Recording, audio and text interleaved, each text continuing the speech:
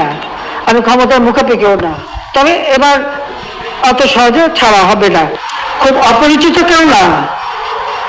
আপনারা দেখেছেন এর সঙ্গে সমর্থন দিয়েছে বিএনপি। সাজাপ্রাপ্ত আসামি যে গ্রেনেড হামলা করে আমাকে হত্যা করতে চেয়েছিল, এই দেশের সন্ত্রাসের রাজত্ব কায়েম করা, 10 ট্রাক অস্ত্র মামলায় যার সাজা। আমেরিকান এফবিআই কর্তৃক দুর্নীতির যে তথ্য, সেই তথ্যের ভিত্তিতে এফবিআই লোক হিসেবে সাক্ষী দিয়ে ওই পাড়ে যে সাক্ষী দিয়ে গেছে। এই সাজাপ্রাপ্ত আসামি দেশ থেকে বাইরে, ওখান থেকে হুকুম দেয়, এটা চালাও, ওটা চালাও, এটা করো, আর কয়দিন চালাও ইত্যাদি। আর জামাত ইসলামী এবং বিএনপি শিবির, আপনারা জানেন যে কটা ঘটনা, যতগুলি খুন খারাপি, এই শিবির, বিএনপি, জামাত এরা একসাথে করেছে। একে মানে